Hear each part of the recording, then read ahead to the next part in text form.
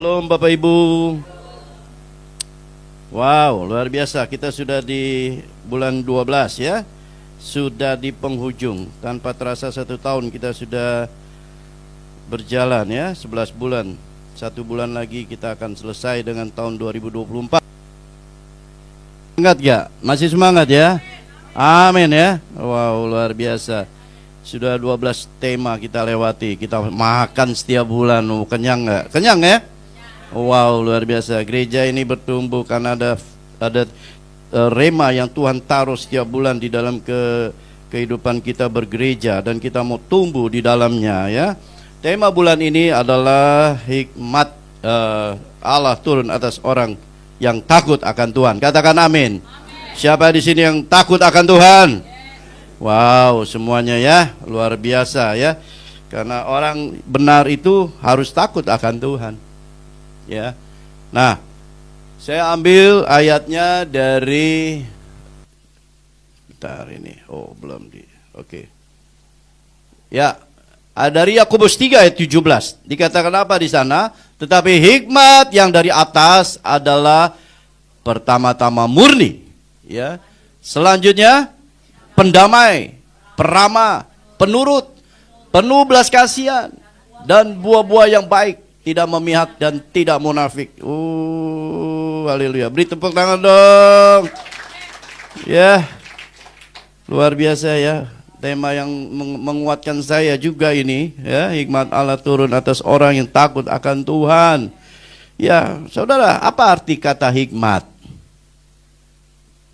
Ya. Silent night. Holy night. Hikmat ya, kita sering baca di Alkitab ya.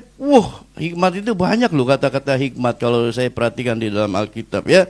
Nah, sering kita temukan itu. Tetapi saya boleh katakan bahwa pada dasarnya hikmat itu adalah satu cara ya, satu cara untuk mencapai hasil ya.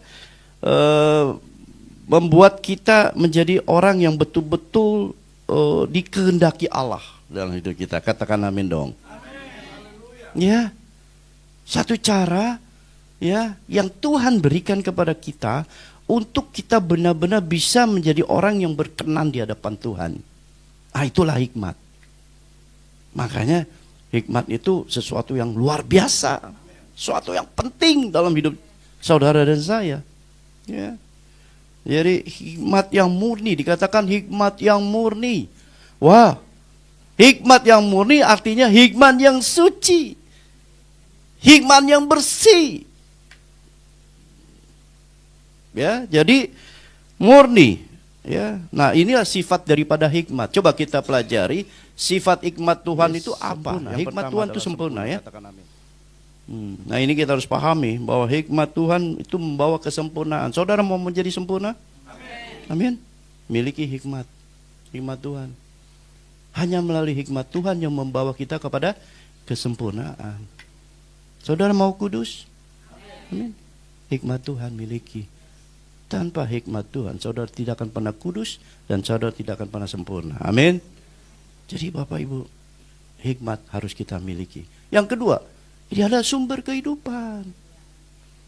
Dia seperti air, mata air yang membawa kita, mengenyangkan kita, memberikan kehausan pada kita saat kita lapar, haus, dia berikan kekenyangan. Ya, pada saat kita membutuhkan satu kelemahan, kita nggak lepas dari kelemahan ya saudara. Kita masih hidup dari daging, kita hidup masih menggunakan daging. Pasti banyak kelemahan. Tapi kalau hikmat ada di dalam saudara dan saya, wow, kita akan kuat lagi ya. Kita akan semangat lagi ya. Ya hikmat Tuhan. Ya, yang ketiga apa? Berdaulat penuh. Wow, itulah hikmat Tuhan, berdaulat. Kalau dia katakan yes, yes. Kalau dikatakan tidak, tidak. Dia berdaulat penuh. Otoritas ini dari surga. Karena memang berasal dari surga. Hikmat itu berasal dari surga. Jadi dia berdaulat penuh atas hidup kita, atas hidup saudara, atas hidup saya juga tentunya. Ya, jadi hikmat ini luar biasa. Yang keempat, tidak dapat digagalkan. Saudara, dunia ini hari-hari ini sangat mengacau semua, kacau balau. Ya, yang putih jadi hitam, hitam jadi putih. Ya, nggak jelas semuanya. Ya, apalagi tahun politik sekarang, kita bingung lihatnya. Ini yang benar yang mana ini? Yang satu bilang begini, satu bilang begitu. Ya, itulah dunia. Tapi pada saat hikmat Tuhan turun atas saudara dan saya, wow, rancangan-rancangan Tuhan, itu yang terjadi dalam hidup saudara dan saya. Amin. Dia yang meneguhkan ini. Kenapa? Dia tidak ada bisa satupun orang yang menggagalkan rancangan Tuhan dalam hidup saudara dan saya. Tidak ada satupun. Saya percaya itu. Dan harus saudara yakini juga. Ya. Janji Tuhan atas hidup saudara begitu banyak gak dalam firman Tuhan? Banyak. Saya katakan sekali lagi, banyak janji Tuhan. Saudara harus melekat kepada janji Tuhan daripada melekat kepada janji manusia.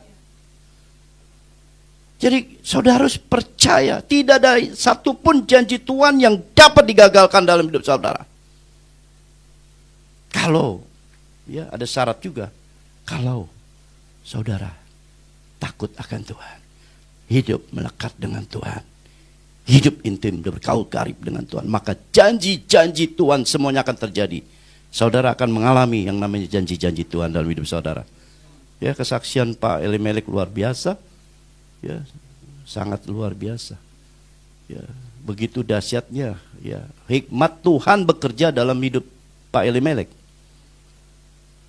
Ya, karena saya melihat dengan mata sendiri bagaimana kehidupannya.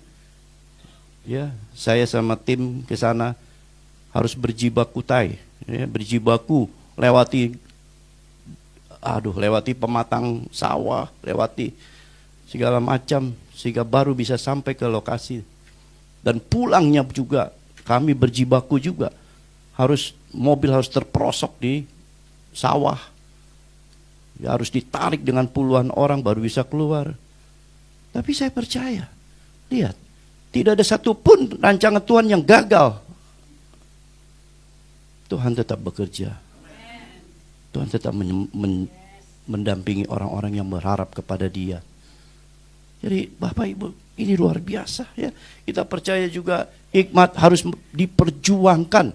Ya, hikmat itu bukan hanya terima gratis saja. Oh ya Tuhan, saya butuh hikmat. No way. Saudara harus perjuangkan untuk mendapatkan hikmat. Betul ya Pak Ben? Kita harus berjuang untuk dapatkan hikmat Tuhan. Kesetiaan. Dalam hidup benar, takut akan Tuhan. Nah, inilah yang upah yang kita dapatkan adalah hikmat Tuhan.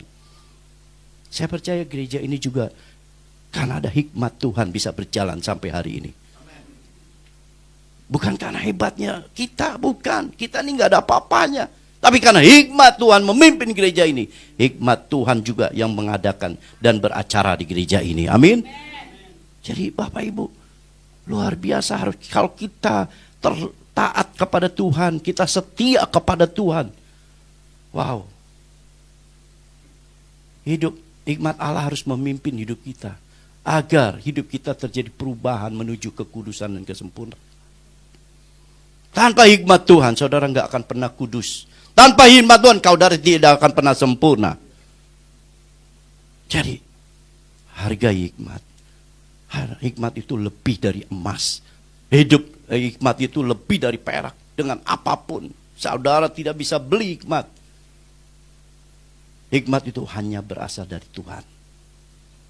Jadi Bapak Ibu Saudara, saya percaya hikmat Tuhan sanggup menerobos segala dimensi. Yang namanya dimensi kegagalan sekalipun saudara hidup gagal. Tapi kalau ada hikmat Tuhan, dia ubah kutuk menjadi berkat. Ya. Yang namanya sedih, yang namanya mengalami tekanan. Saudara, kalau ada hikmat Tuhan datang, diubah menjadi tari-tarian, menjadi sukacita. Ya. Oleh sebab itu bergaul karib dengan Tuhan dan dapatkan hikmat Tuhan. Oh, haleluya.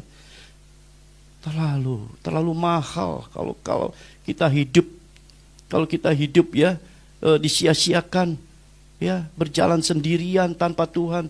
Oh, rugi saudara. Ya. Tapi ternyata masih banyak orang percaya yang tidak hidup dalam ketaatan dan kesetiaan. Masih banyak orang percaya yang tidak dipimpin oleh Roh Allah. Itu persoalannya. Ya. Saya harus katakan dari mimbar yang kudus ini, saudara, ayo, hiduplah dipimpin Roh Allah. Hiduplah dipimpin oleh hikmat Allah. Maka saudara akan mengalami kemenangan. Saudara tidak akan berlama-lama di satu tempat yang sulit. Saudara akan dicepat diangkat Tuhan.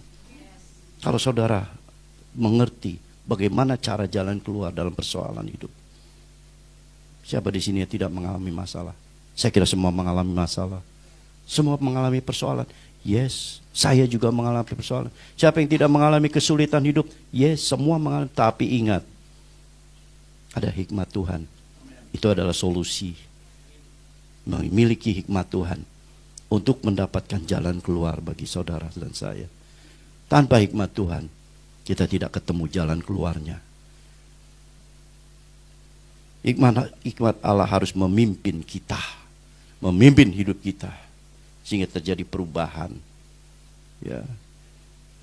Jadi Bapak Ibu Saudara, dikatakan di ayat yang apa di sana? Pendamai. Yakobus 3. Apakah saudara sudah memiliki karakter pendamai? Yang sudah memiliki sifat pendamai, yang katakan amin. Ya, masih ada 4 orang yang belum. Jadi pendamai itu penting Bapak Ibu. Ya, saat kehadiran saudara, ya, saudara ada sering kita itu makhluk sosial. Nggak mungkin kita hidup sendirian deh. Percaya sama saya. Bahkan di rumah yang saya punya anak 1, di rumah yang keluarga yang kecil pun tetap kita butuh. Namanya bersosialisasi. Kita butuh. Tapi biarlah kita menjadi pendamai pada saat kita hadir dimanapun kita berada. Ya, jadi kehadiran saudara harus menciptakan satu hal yang mendamaikan. Ya, tapi masih banyak orang yang sulit melakukan itu. Ya, masih aja ada orang datang di komunitas, malah komunitas itu bubar semua. Karena apa? Ya gaduh lah di situ. Gara-gara orang ini jadi bubar semua. Ya sering ya. Sering kali begitu ya. Nah tapi di sini nggak ada kok. Di sini nggak ada. Di sini nggak ada ya. Nah, jadi kita jadi pendamai ya. Dan yang kedua dikatakan apa di situ? Peramah ya. Saudara sudah ramah belum? Orang yang berhikmat Tuhan itu menjadi pribadi yang menyenangkan, ramah, betul ya? Ya, menyuruh senyum, saya ketemu Pak Ben, saya senang gitu karena dia senyum gitu kan. Dari jauh juga sudah senyum gitu Pak Ben ya. Ya, enggak, artinya begini. Influence yang positif ya, kita senyum, ramah. Harus, ini firman Tuhan loh yang mengatakan peramah loh. Jadi saya bisa lihat orang yang berhikmat kalau dia ramah, oh pasti ada hikmat Tuhan itu. Amin ya. Amin. Ya kita belajar untuk menjadi pribadi yang menyenangkan ya. Jadi jangan senyum kepada orang-orang tertentu. Apalagi senyum sendirian gitu kan. Ya itu bahaya itu. Ya, jadi keluarkan kata-kata yang menyejukkan hati ya. Meskipun hati lagi dongkol ya tetap ngomong yang baik. Nah, yang berikutnya dikatakan apa di sini? Penurut. Orang yang berhikmat itu mudah dibentuk, katakan amin. Saudara mudah dibentuk? Mau dibentuk? Ya. Jangan, saya pernah dengar orang bilang, gua kan orangnya begini. Ya begini aja, udahlah begini aja. Oh nggak bisa. Di hadapan Tuhan nggak boleh begitu. Yang membentuk kita adalah Roh Kudus. Kita harus taat pada Roh Kudus. Makanya kita kan bukan warga negara dunia kan? Kita warga negara surga kan? Jadi cara dunia sama cara surga beda. Ya dunia dengan caranya, tapi kita tidak ikut dengan cara dunia. Kita ikut cara Tuhan dong. Tuhan mau mencari orang yang penurut loh. Saudara, penurut itu syaratnya apa? Mudah dibentuk. Kalau mudah dibentuk berarti punya apa? Kerendahan hati. Tanpa kerendahan hati saudara nggak akan bisa dibentuk lah. Ya kan? Apalagi ya mohon maaf kalau sekolahnya tinggi-tinggi juga, ya saya juga termasuk. Biasanya orang-orang itu punya sifat yang keras, sulit. Wah, gue udah tahu semua begitu. Tapi nggak bisa. Di hadapan Tuhan nggak bisa begitu. Sumber hikmat adalah segala sesuatu melebihi daripada pengetahuan. Saudara mau S1, S2, S3, S4 juga silakan aja. Tapi tetap hikmat itu segala-galanya. Hikmat itu sumber pengetahuan, ya. Nah, jadi Bapak Ibu, nah yang keempat kita tahu bahwa di situ dikatakan apa? Penuh belas kasihan. Sudah enggak penuh belas kasihan hidup saudara? Haleluya, ya. Ya, saya juga terharu dengan Pak Elimelek. Oh, saya nggak bisa ngomong lah. Mungkin saya belum bisa seperti apa yang dilakukan Pak Elimelek. Beliau penuh belas kasihan. Saya juga mohon maaf, saya juga pernah mengalami seperti yang Pak Elimelek. Saya melewati sesuatu, saya lihat di kiri saya ada seseorang yang susah, miskin, lalu saya jalan terus gitu. Nah, ini saya juga rasa bersalah ya, setelah tadi Pak Elimelek beri kesaksian. Saya tidak balik gitu loh. Saya tidak balik dan saya hampiri orang itu. Itu kan masalahnya ya. Kita punya belas kasihan tetapi kita tidak bertindak. Banyak kan? Kita sendiri mengalami kan? Kita punya belas kasihan loh. Tapi apa yang terjadi? Kita nggak bertindak loh. Cuman hanya sampai di bibir. Tapi apa yang dilakukan Pak Elimelek luar biasa. Walaupun dia sudah lewat, dia kembali lagi. Dia kembali lagi, dia hampiri orang itu. Bahkan bukan hanya itu, dia ambil, dibawa pulang ke rumah. Itulah yang namanya belas kasihan. Belas kasihan tidak cukup hanya di bibir. Tapi belas kasihan harus bertindak, lakukan sesuatu. Ya. Nah, ini saya belajar hari ini juga dari Pak Elimelek. Bahwa kita harus memiliki belas kasihan yang betul-betul kita wujudkan dalam tindakan. Jangan hanya bicara aja. Ya. Kita seringkali bawa kasihan ya, kasihan ya, kasihan. Tapi hanya di mulut. Mari kita belajar untuk memiliki penuh belas kasihan seperti Kristus ya. Kristus banyak menyembuhkan orang ya. Itu karena belas kasihan.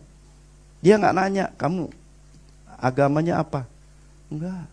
Kamu percaya sama aku enggak? Enggak nanya. Enggak. Maukah engkau sembuh? Itu yang Tuhan tanya. Ya. Tapi sekarang kan enggak. Kita mau belas kasihan sama orang, ada syaratnya. Ya boleh, saya ini. Tapi dengan catatan begini ya. Nah, itulah belas kasihan tanpa syarat yang Tuhan Yesus lakukan. Cuman Tuhan katakan, maukah engkau sembuh? Nah, itu yang kita harus lakukan ya. Dan kelima, buah yang baik. Ya, saudara, apakah hidup kita sudah berbuah? Orang berhikmat, ya, itu harus mengalami perubahan, Bapak Ibu. Orang yang tidak berubah dulu, sekarang, selamanya, ya, orang itu sudah mati secara rohani. Amin. Dia nggak pernah berubah. Jadi orang yang memiliki hikmat, dia berubah dari waktu ke waktu. Saya tahu ini saya salah. Oke, saya nggak akan berbuat lagi. Saya tahu besok akan begitu juga. Ya, hari ini berbeda dari hari kemarin. Hari ini berbeda dengan hari esok. Dan terus seperti itu akan menuju kepada kesempurnaan. Belajar. Nah, hikmat Tuhan ini yang memimpin kita menuju kepada kesempurnaan itu. Saudara, jangan malu. Jangan malu kalau dikoreksi orang. Jangan takut dipersalahkan orang. Gak usah takut. Meskipun saudara benar, gak usah takut, gak usah protes. Terima saja. Ya, dan itu tidak akan pernah menyakitimu kok. Ya. Orang yang ditegur adalah orang yang dikasihi. Kita juga ditegur Tuhan karena kita dikasihi Tuhan. Amin. Jangan takut, jangan alergi dengan teguran. Ya. Tiap pagi kita harus duduk di bawah kaki Tuhan. Ya Tuhan, ampuni saya. Saya melakukan kesalahan kemarin begini. Tapi saya percaya Engkau akan menyempurnakan kami untuk lebih baik lagi, tidak melakukan pelanggaran yang sama. Nah, itulah hidup kita karena ada hikmat Tuhan. Ya. Dan yang keenam, tidak memihak. Ya, tidak memihak berarti di sini orang yang berintegritas. Ya, tidak memihak kepada kesalahan, juga tidak memihak kepada kebenaran. Dia harus berdiri sendiri. Artinya begini, Bapak Ibu. Ada orang ya karena takut ditinggalkan teman-teman, orang tahu orang ini salah, tetap dia benarin. Nah, ada orang yang melakukan kebenaran, ya, dia tahu bahwa ini benar, tetapi dipersalahkan. Karena itulah saya bilang tadi, harus berintegritas. Integritasnya kepada siapa? Kepada Tuhan. Kalau ya, katakan ya. Kalau tidak, katakan tidak. Selebihnya adalah dosa. Amin. Selebihnya bukan dari Tuhan. Jangan kita bermain-main membenarkan yang salah, disalahkan yang benar. Artinya begitu, tidak memihak. Oh, karena ini teman saya, kok sahabat saya, dia salah. Ya udahlah, nggak apa-apalah. Nggak bisa. Kita harus katakan kamu salah. Begitu. Jadi sekali lagi, tidak memihak itu memiliki integritas, saudara. Tanpa integritas Tuhan, saudara akan dibuat bingung. Saat ini sekarang juga kita bingung kok, mana yang salah, mana yang benar. Tapi kalau kita memiliki integritas dengan Tuhan, Tuhan sendiri akan mengatakan, kamu harus mengambil jalan ini. Dan pada saat mengambil jalan itu, kalau saudara nggak peduli dengan omongan orang. Kita seringkali ketakutan ditinggalkan teman-teman. Ah, lu sok suci, udahlah, janganlah. Udah ini ikut ini dulu. Nah, ini persoalannya. Jadi tidak memihak itu artinya memiliki integritas kepada Tuhan, ya. Dan yang selanjutnya adalah tidak munafik. Nah, orang yang berhikmat ini harus berkata-kata dan berbuat selaras dengan hatinya. Banyak ya, di gereja juga banyak ya, ngomong sama hati beda ya. Saya sayang sama kamu, ternyata di belakang ngomongin dia, nusuk dari belakang. Ya, itu sering terjadilah. Tapi saya percaya di sini nggak ada, tidak ada yang munafik. Apa adanya. Kalau saya nggak suka ya saya bilang nggak suka. Pak Alfred, saya nggak suka Pak Alfred. Ya udah, katakan saya nggak suka Pak Alfred. Saya maunya begini Pak Alfred. Ya, katakan sejujurnya. Ya, itu dia. Ya, itu lagunya Pak Saud itu. Ya, jadi harus apa adanya. Ya, jangan pura-pura. Nah, ini yang pura-pura yang disebut munafik. Ya, jadi, nah, karakter orang yang seperti inilah yang Tuhan mau. Kita mau belajar hari ini. Nah, 7 karakter yang Tuhan mau supaya kita apa? Memiliki hikmat Tuhan. Memiliki hikmat Tuhan itu melebihi dari harta benda, saudara. Ya, orang yang dikejar orang dunia apa? Harta. Tapi yang kita kejar hikmat, beda kan? Salomo mintanya kepada Tuhan apa? Hikmat, bukan harta benda. Tetapi pada saat hikmat itu bekerja dalam hidupnya, apa yang terjadi? Semuanya ditambahkan pada dia.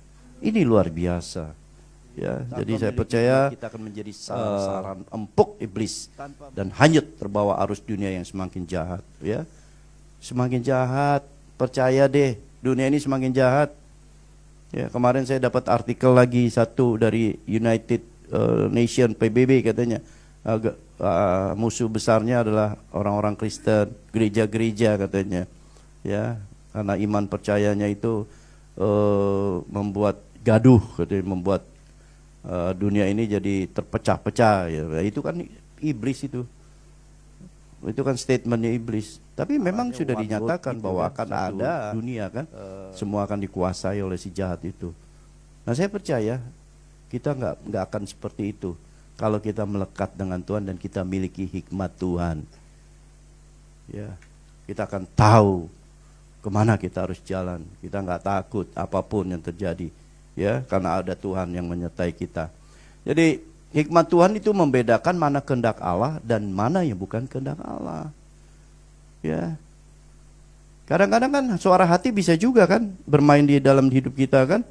Oh iya, suara hati, iya saya sepertinya mau suruh ke Bandung hari ini, nggak taunya salah. Ya, itu suara hati. Makanya yang benar adalah hikmat Tuhan. Ayo kita doa. Kita berdoa. Kita minta hikmat untuk bekerja. Ya. Dan saya percaya hikmat Tuhan tidak pernah menyesatkan kita. Amin. Tidak akan pernah, Bapak Ibu. Ya. Mungkin susah, ya. Sama seperti saya disuruh bikin gereja ini. Tuhan, saya nggak punya uang. Tuhan suruh jangan biarkan rumahku terbengkalai. Sepertinya impossible, tetapi apa yang terjadi? Taat, setia, maka semuanya Tuhan yang bekerja. Ya, Gideon juga sama kan, berperang dia tidak cuma 300 orang, nggak sanggup melawan bangsa Midian yang kuat. Tapi kalau Tuhan bilang, engkau harus berperang, engkau adalah pahlawan yang gagah perkasa, maka apa yang terjadi? Tuhan yang berperang.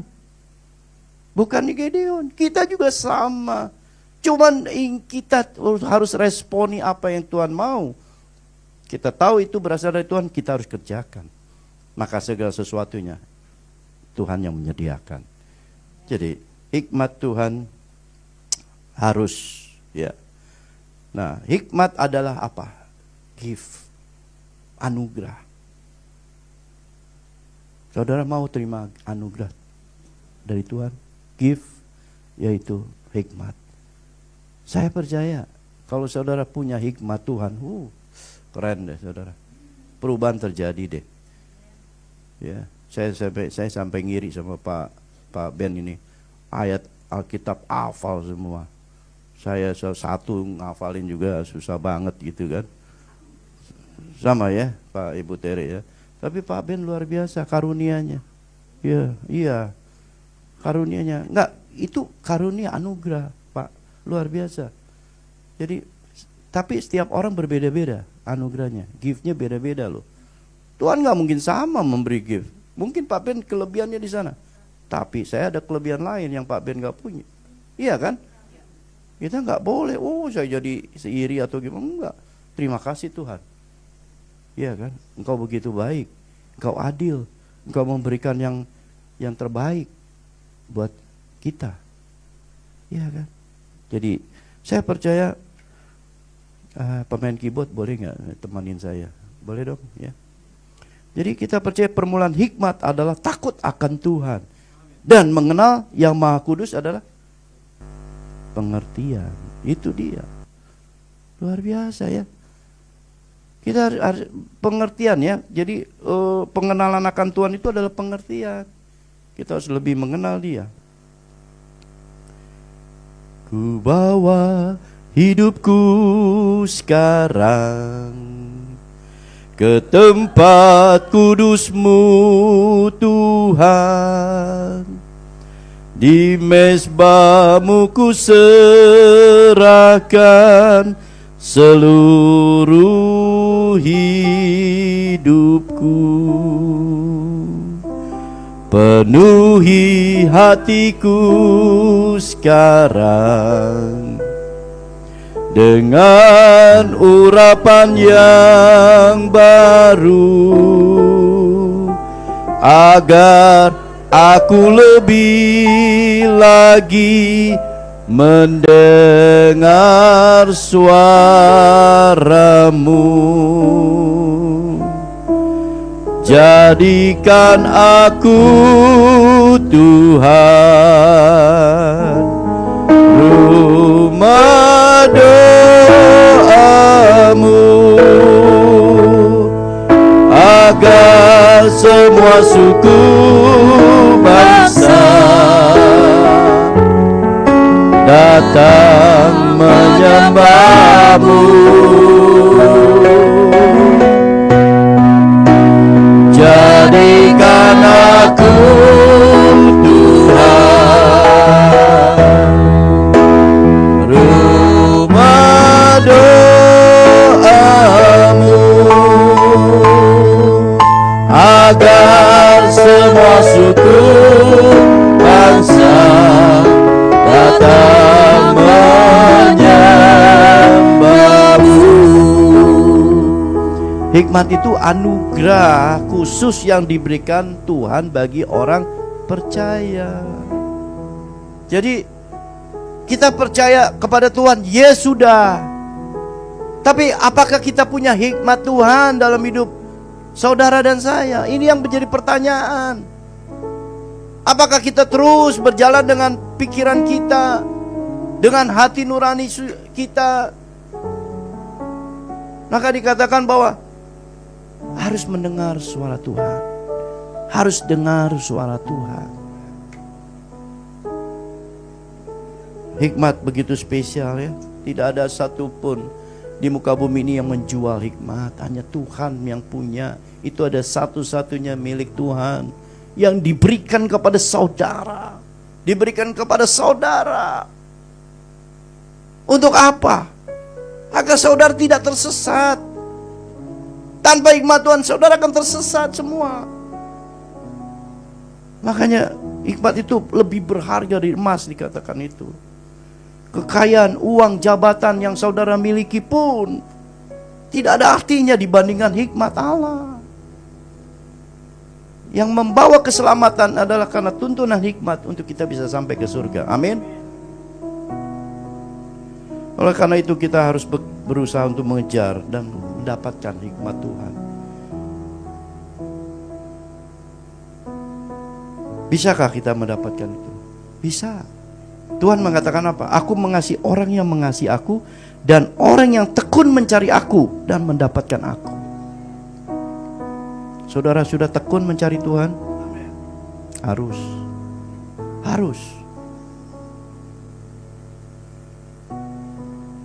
Banyak orang yang memiliki pengetahuan, tetapi sedikit orang yang berhikmat. Kita harus memiliki itu. Hikmat Tuhan membimbing kita untuk melakukan kebenaran, serta menuntun kita masuk dalam kehidupan yang kekal. Hikmat Tuhan harus kita kejar, karena Dia melebihi dari segala-galanya. Hidup kita tergantung pada Tuhan. Tuntunan Tuhan ada pada hikmat. Jadi saya percaya bahwa hikmat tidak sama dengan pengetahuan, dan pengetahuan bukanlah hikmat. Ya, hikmat itu seumpama seperti kapal ya, kapal. Pengetahuan seperti kapal maksudnya, tapi hikmat itu seperti kompas. Betul ya Pak Ben? Ya, pengetahuan seperti kapal, tetapi hikmat itu seperti kompas. Pesawat terbang, kalau dia bergeser 1 derajat tujuannya ke Makassar, dia nggak akan sampai ke Makassar. Hanya 1 derajat dia akan nggak sampai di Makassar. Jadi betul-betul hikmat itu menuntun kita. Dia yang menuntun kita. Jadi Bapak Ibu, hikmat juga bukan karena ada syaratnya, ya. Hikmat itu tanpa syarat. Setiap orang yang ada di tempat ini bisa mendapat hikmat. Bukan karena dia kaya, bukan karena dia baik, bukan karena dia cantik, ganteng, bukan. Siapapun di sini bisa mendapat hikmat Tuhan. Jadi jangan berkecil hati saudara. Mungkin kita tidak punya apa-apa di dunia ini, ya, tapi kita punya hikmat Tuhan, melebihi dari segala-galanya. Ya. Jadi mintalah hikmat, maka kita akan memperoleh apa yang Tuhan mau.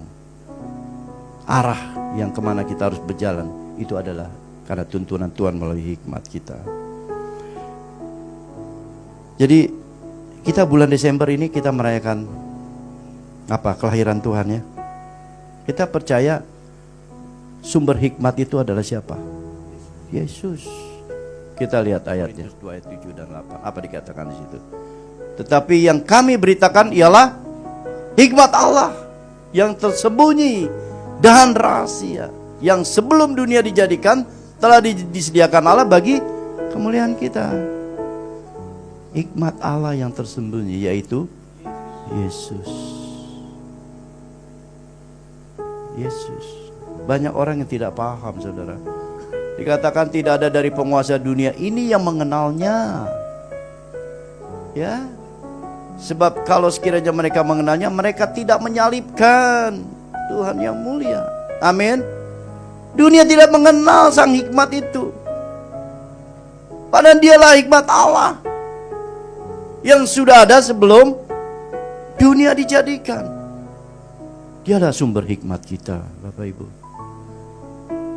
Jadi Bapak Ibu, saya terlalu percaya bahwa di bulan Desember ini ada bulan yang kita tunggu-tunggu. Ya, kita memperingati kelahiran Dia ke dunia ini. Dia adalah Allah yang mau turun menjadi manusia. Dia tanggalkan keilahiannya sama. Dan tidak ada satupun orang yang bisa mengenal Dia. Hanya melalui hikmat Tuhan. Bahkan murid-muridnya mengenal Dia. Yesus pernah mengatakan itu karena Simon Petrus, bukan engkau yang mengatakan, tetapi Allah Bapa yang mengatakan bahwa aku adalah Mesias. Jadi di situ jelas sekali bahwa hikmat Allah itu terlalu luar biasa, dan kita harus miliki hikmat Allah itu. Jadi saya percaya hidup kita ini yang singkat ini, ayo, waktunya sudah tidak lama lagi Bapak Ibu Saudara. Kita harus betul-betul hidup selaras dengan hati Tuhan. Kita harus betul-betul mengerti kehendak Allah untuk kita jalani. Ya, hiduplah takut akan Tuhan, agar hikmat itu menuntun kita semua.